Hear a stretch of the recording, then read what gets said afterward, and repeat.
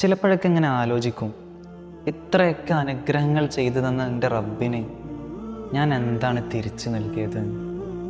ഇതിൻ്റെ മാത്രം അനുഭവമൊന്നും. പല ആളുകളും അവരുടെ ലൈഫിലെ പല മൊമെൻറ്റുകളിലായിക്കൊണ്ട് ചിന്തിക്കുന്നൊരു കാര്യമാണ്. നമുക്ക് അള്ളാഹു നൽകിയ അനുഗ്രഹങ്ങളും കഴിവുകളുമൊക്കെ നാം കണ്ടുമുട്ടുന്ന പല ആളുകൾക്കും ഇല്ലാതിരിക്കുമ്പോൾ നാം അള്ളാഹിനെക്കുറിച്ച് ഓർക്കാറില്ലേ? അള്ളാഹു നമുക്ക് തന്ന അനുഗ്രഹങ്ങളെക്കുറിച്ച് ഓർക്കാറില്ലേ? കൈകാലുകളില്ലാത്തവർ, കണ്ണ് കാണാത്തവർ, ജീവിതത്തിൽ ഒരിക്കൽ പോലും എഴുന്നേൽക്കാൻ കഴിയാതെ തളർന്നു കിടക്കുന്ന ആളുകൾ, ഇവരൊക്കെ കാണുമ്പോൾ നമുക്ക് ചിരിക്കാൻ തോന്നും. ചിലപ്പോൾ കരയുമില്ലേ? സങ്കടം വന്നാൽ അങ്ങനെയാ. എന്തെങ്കിലുമൊക്കെ ഓർത്ത് ചിലപ്പോൾ ആ സന്ദർഭത്തിൽ നമുക്കൊരിക്കലും ചിന്തിക്കാത്ത കാര്യം നമ്മുടെ മനസ്സിലേക്ക് കടന്നു വരും.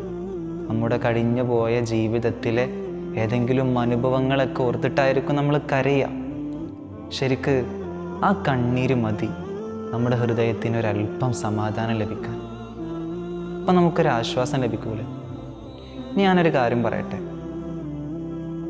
ഇഷ്കിൻ്റെ ലഹരിയിൽ രാവും പകലും എല്ലാ സമയവും അള്ളാഹുവിനെ ആലോചിച്ചിങ്ങനെ ഇരിക്കുന്ന പൂർവ്വസൂരികളായ അള്ളാഹുവിൻ്റെ സൂഫിയാക്കളുണ്ട്.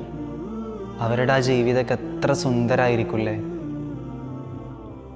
എപ്പോഴും ഇങ്ങനെ അല്ലാ അല്ലാ എന്ന ചിന്ത കൊണ്ട് ഇങ്ങനെ നടക്കുന്ന ആളുകൾക്ക് എപ്പോഴും കൽബിന് സമാധാനം ഉണ്ടായിരിക്കും. അതുകൊണ്ടാണ് ഖുർആൻ പറഞ്ഞത്, അലാ ബിദിക്രില്ലാഹി തത്മഇന്നുൽ ഖുലൂബ്. കൽബുകൾക്ക് ശാന്തിയും സമാധാനമൊക്കെ ലഭിക്കുന്നത് അള്ളാഹിൻ്റെ ദിക്റുകളെ കൊണ്ടാണ്. അള്ളാഹുവിൻ്റെ നാമങ്ങൾ ഉച്ചരിക്കുമ്പോൾ ഹൃദയത്തിന് സമാധാനം ലഭിക്കും. ഖുർആൻ ഓതുമ്പോൾ സമാധാനം ലഭിക്കും. ഇനിയൊരു കാര്യം പറയട്ടെ.